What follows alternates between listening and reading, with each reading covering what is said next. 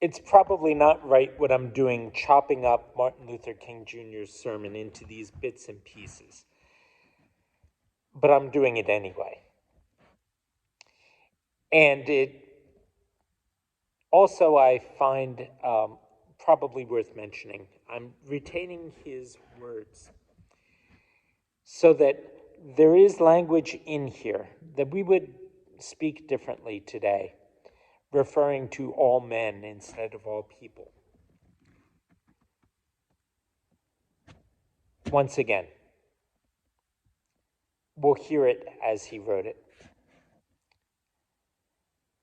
I'm picking up where he marks point 1.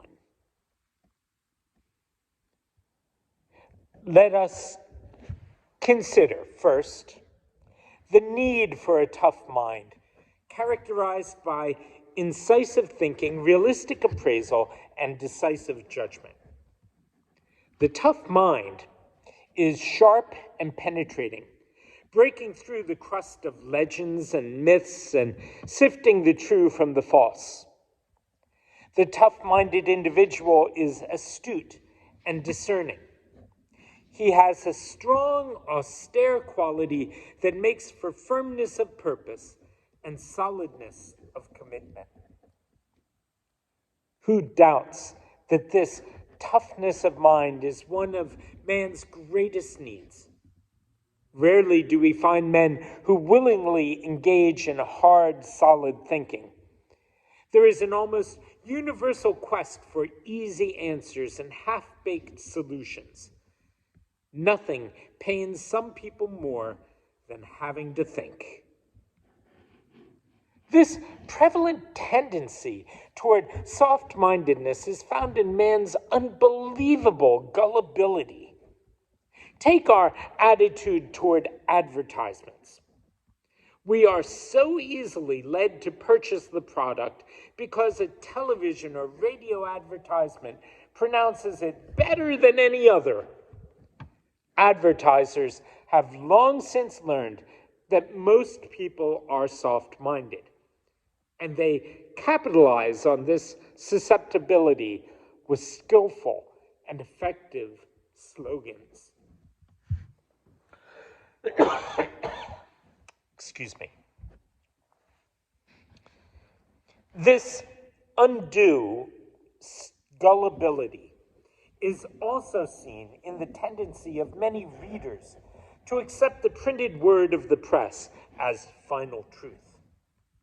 Few people realize that even our authentic channels of information, the press, the platform, and in many instances, the pulpit, do not give us objective and unbiased truth.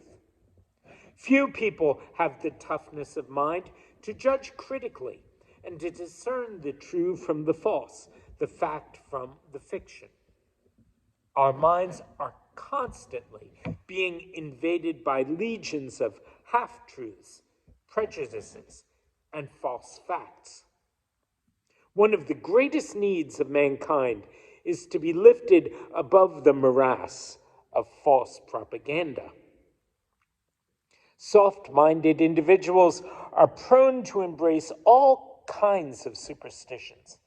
Their minds are constantly invaded by irrational fears, which range from fear of Friday the 13th to fear of a black cat crossing one's path.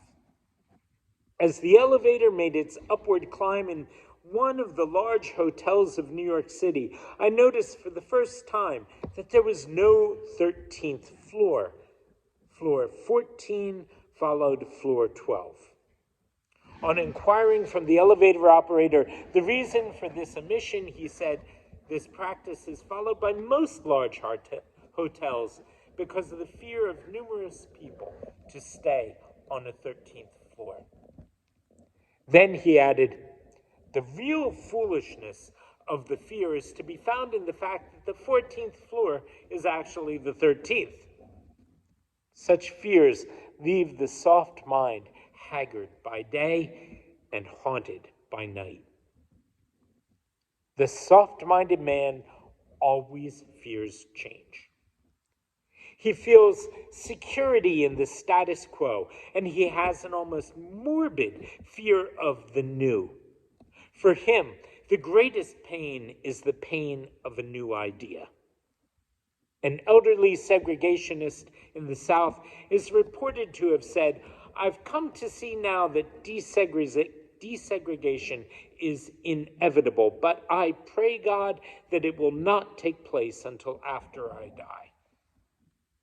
The soft-minded person always wants to freeze the moment and hold life in the gripping yoke of sameness. Soft-mindedness often invades religion. This is why religion has sometimes rejected new truth with a dogmatic passion.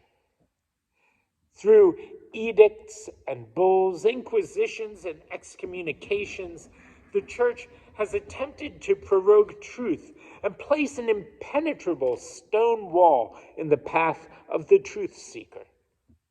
The historical, philological criticism of the Bible is considered by the soft-minded as blasphemous, and reason is often looked upon as the exercise of a corrupt faculty.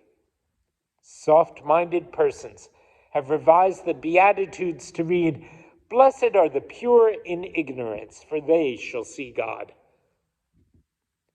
This has also led to a widespread belief that there is a conflict between science and religion. But this is not true. There may be a conflict between soft-minded religionists and tough-minded scientists, but not between science and religion. Their respective worlds are different, and their methods are dissimilar. Science investigates, religion interprets. Science gives man knowledge, which is power. Religion gives man wisdom, which is control. Science deals mainly with facts. Religion deals mainly with values. The two are not rivals. They are complementary. Science keeps religion from sinking into the valley of crippling irrationalism and paralyzing obscurantism. Religion prevents science from falling into the marsh of obsolete materialism and moral nihilism. We do not need to look far to detect the dangers of soft-mindedness.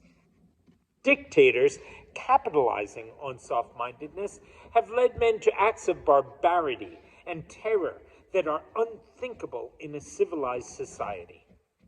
Adolf Hitler realized that soft-mindedness was so prevalent among his followers that he said, "I use emotion for the many and reserve reason for the few."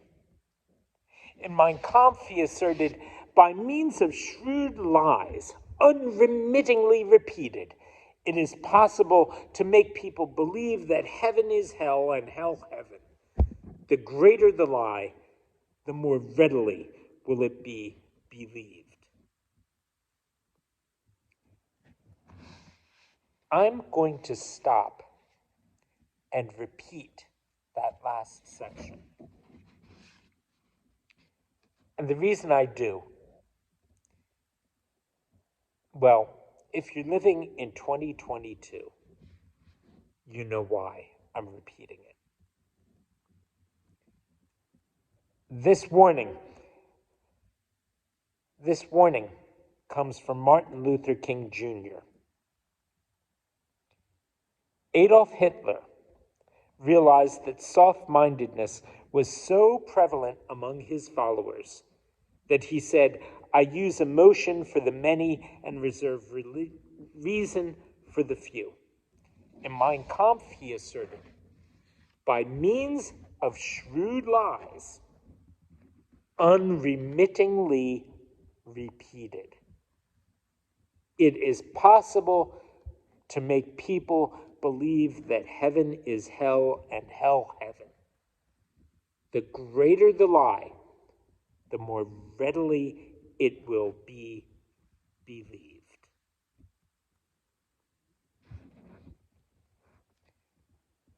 I'm going to pick it up there tomorrow because I think that needs to sink in.